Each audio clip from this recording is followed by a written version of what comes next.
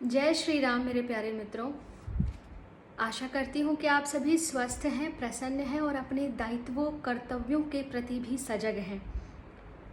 Vote डालने का दिन छुट्टी मनाने मौज मस्ती करने का दिन नहीं है, बल्कि अपने उत्तरदायित्व और कर्तव्य को निभाने का दिन है।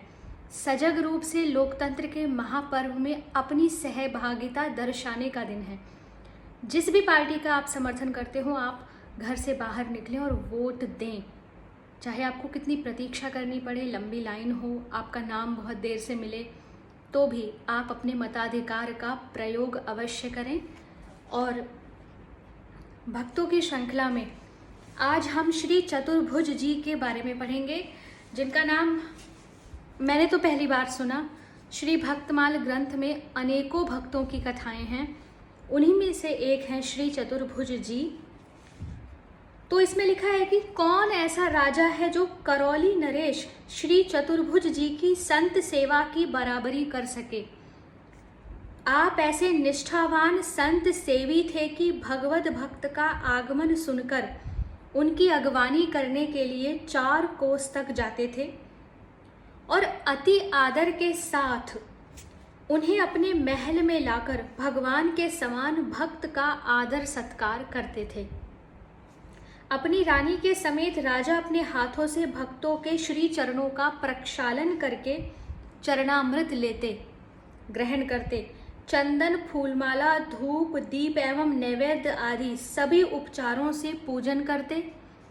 उसके बाद उन्हें सिंहासन पर बैठाकर उनके सामने नृत्य कीर्तन करते। राजा की रीति थी कि अपना तन, मन और धन सर्वस्व उन्हें समर्पित करते। संतों का आदर करने वाला ऐसा कोई भक्त राजा नहीं जिससे इनकी तुलना की जाए। श्री चतुर्भुज जी करौली के राजा थे। करौली राजस्थान में है। अपने अपने नगर के चारों ओर 4-4 कोस पर चौकियां बना दी थी। वहां राजपुरुषों को नियुक्त कर आज्ञा दी कि जब कोई भगवत भक्त आए तो उनको वही ठहराकर उनका स्वागत सत्कार करो, फिर शीघ्र मुझे सूचित करो। सूचना पाकर राजा स्वयं जाते और बड़े आदर सत्कार के साथ उन्हें अपने महल में लिवा कर ले आते। माला तिलकधारी मात्र कोई भी भक्त द्वार पर आ जाते तो उनको भी सच्चा भक्त मानकर उनकी सेवा पूजा करते थे। एक राजा ने करौलीधीश की यह अद्भुत भक्ति एवं भक्तों की सेवा की सुंदर कथा सुनी तो उसने अपनी सभा में कहा कि यदि पात्र और अपात्र का विचार ही नहीं है तो ऐसा दान सत्कार प्रशंसनीय नहीं है। उस राजा ने इस प्रकार बात ही बात में श्री चतुर्भुज जी की महिमा को उड़ा दिया। राजा चतुर्भुज जी के आलोचक राजा के दरबार में एक भक्त राज ब्राह्मण देव थे। वे श्रीमद् भागवत जी की कथा कहा करते थे। उन्होंने राजा से कहा, राजन, करौली के जो राजा हैं उनके संबंध में आप ऐसा न सोचिए कि वे पात्र अपात्र का विवेक नहीं रखते। भक्त के हृदय में प्रवेश करके उसके आशय को समझने में कौन समर्थ हो सकता है। जब ब्राह्मण देव ने यह बात कही तो उस राजा ने श्री चतुर्भुज राजा की परीक्षा लेने के लिए भक्ति भाव से हीन एक भाट को भेजा। उसको माला, तिलक, वस्त्र आदि देकर कहा कि करौलीधीश के द्वार पर जाकर अपने को भगवान का भक्त बतलाना। राज आज्ञा से भाट श्री चतुर्भुज जी के यहाँ गया, परंतु वहाँ भक्त वेश भूषा धारण करना, अपने को भक्त कहना भूल गया और राजवंश की महिमा का वर्णन करने लगा। सब लोगों ने उसे भाट समझकर यथोचित व्यवहार किया। अब वह भीतर कैसे जाने पाता। 1 माह बाद उसे स्मरण हुआ कि मुझे साधु वेश धारण कर राजा चतुर्भुज जी की परीक्षा लेने को कहा गया है। फिर क्या था, उसने माला तिलक धारण कर राज द्वार पर जाकर कहा कि राजा से कह दो कोई भगवत भक्त आए हैं।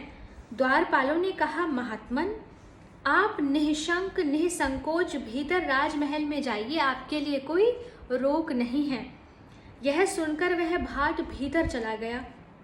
श्री चतुर्भुज जी ने भक्त वेश देखकर उसका अपनी रीति के अनुसार खूब स्वागत सत्कार किया।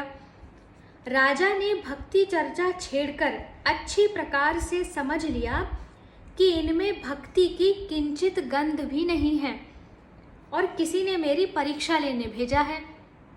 फिर राजा ने अपनी वेश निष्ठा से उस भाट के लिए भंडार खोल दिया और प्रार्थना की कि आप इच्छा अनुसार धन ले लीजिए, सर्वस्व आपका ही है। उस भाट ने मनमाना सोना चांदी बहुत सा धन बांध लिया। तब चलते समय राजा ने उसे कीमती गोटे से जड़ी हुई सुंदर जड़तारी वस्त्र में लिपटी हुई एक कौड़ी डिब्बे में रखकर उसे भेंट करके प्रणाम किया। वह भाट करौली से लौटकर अपने राजा के पास आया और उसने भरी राजसभा में सब समाचार सुनाकर जो धन लाया था उसे दिखाया।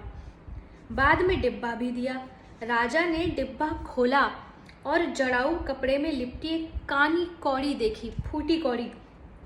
रात में पंडित जी के पास आकर सब बात बताकर कौड़ी देने का रहस्य पूछा। पंडित जी ने झट अनुमान करके बताया कि भक्त राजा चतुर्भुज जी के मन का भाव यह है कि इस भाट का ऊपरी साधु वेश जरी के समान अति मूल्यवान और आदरणीय है, जैसे वो जड़ाऊ कपड़ा है जिसके अंदर वो फूटी कौड़ी है, परंतु भीतर फूटी कानी कौड़ी के समान तुच्छ परीक्षा का भाव है। तो भक्त पंडित जी के श्री मुख से जरी लिपटी कौड़ी के रहस्य को जानकर राजा ने कहा, महाराज जी आपने अति उत्तम बात कही, परंतु मेरी इच्छा है कि आप स्वयं करौली जाएं और श्री चतुर्भुज जी की भक्ति का वास्तविक तत्व लेकर आएं। पंडित जी करौली गए। उनका शुभ आगमन सुनते ही दौड़कर राजा चतुर्भुज जी उनके पैरों में लिपट गए। महलों में ले जाकर प्रेम भाव में भरकर नित्य उनकी सेवा पूजा करने लगे। कथा वार्ता होती तो दोनों ही प्रेमानंद सागर में डूब जाते। पंडित जी वहां से चलना चाहते, परंतु राजा अनुनय विनय करके रोक लेता और नित्य नए प्रेम प्रसंग उपस्थित कर उन्हें सुख प्रदान करता। अंत में जब पंडित जी विदा होने लगे तो दोनों को वियोग का असह्य दुख हुआ। राजा ने अपना खजाना खोलकर यथेच्छ धन लेने की प्रार्थना की, परंतु पंडित जी ने कुछ भी धन नहीं लिया और कहा कि मुझे तो आपकी प्रीति प्रतीति ने रिझा लिया, उसके सामने धन क्या चीज है। राजा ने कहा, महाराज जी कुछ तो स्वीकार कर हमें कृतार्थ करिए। राजा के विशेष आग्रह पर पंडित जी ने कहा कि आपके राजभवन में जो तोता और मैना हैं, इनमें से एक मुझे दे दीजिए। ये दोनों पक्षी राजा को अत्यंत प्रिय थे, अतः उनके वियोग भय से राजा व्यथित हुए।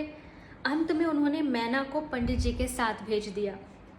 करौली से चलकर पंडित जी उस मैना को लिए हुए उस राजा के दरबार में आए। वह तो राज दरबार था, वहाँ सभी प्रकार के संसारी लोग आते थे। लोग बहस करने में व्यक्त थे। उन बातों को सुनकर फटकारती हुई मैना बोल उठी, अरे माटी के धोधाओं, कृष्ण कहो, कृष्ण कहो।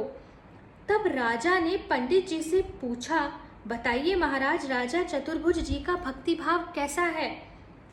पंडित जी ने कहा, राजन, इस मैना से आप ही वहाँ का रहस्य समझ लें। उस समाज में रहने वाले इस पक्षी को भी भगवान प्राणों से प्रिय हैं। मैं करोड़ों जीवों को पाकर उनसे श्री चतुर्भुज जी की महिमा का वर्णन करूं तो भी उसका पार नहीं पा सकता। करौली नरेश की भक्ति का रहस्य पाकर वह राजा श्री चतुर्भुज जी के पास आया और उनके श्री चरणों में सिर रखकर उसने प्रणाम किया। फिर उस मैना को वापस करते हुए बोला, भक्तराज, इस भक्त मैना को आप ही अपने महलों में रखिए।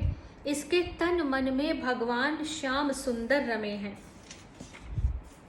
श्री चतुर्भुज जी की भक्ति भावना का अनुचित लाभ उठाने के उद्देश्य से एक डाकू साधु वेश धारण कर उनके पास आया।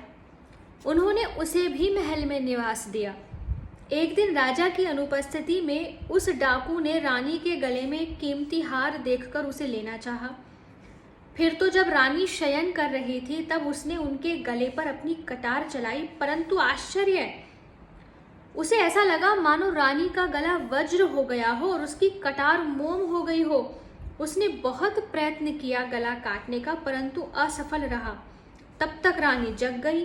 कांपते हुए वह ठग रानी के चरणों में गिर पड़ा, किंतु रानी के मन में किंचित भी क्रोध का भाव नहीं हुआ।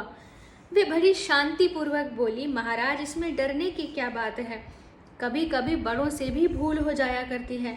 रानी के इस सद्भाव से डाकू का हृदय एकदम परिवर्तित हो गया और उसी दिन से वह अपने अकृत्य कर्म का परित्याग कर सच्चा साधु हो गया। तो जो अंतर मन की भक्ति होती है वो आपको निडर बनाती है, निर्भीक बनाती है, आपको एक ऐसी दृष्टि प्रदान करती है कि आप सत्य और असत्य का विवेकपूर्ण विभेद कर पाते हैं। और जो भक्त होते हैं उनका व्यवहार सबके लिए अच्छा होता है, सत्य जानकर भी। ये श्री चतुर्भुज जी की भक्ति को देखकर हम सीख सकते हैं। तो आशा करती हूँ कि ये चरित्र आपको अच्छा सुंदर लगा होगा। आगे के वीडियो में फिर किसी भक्त के चरित्र के बारे में हम पढ़ेंगे और प्रसन्न होंगे। जय श्री राम।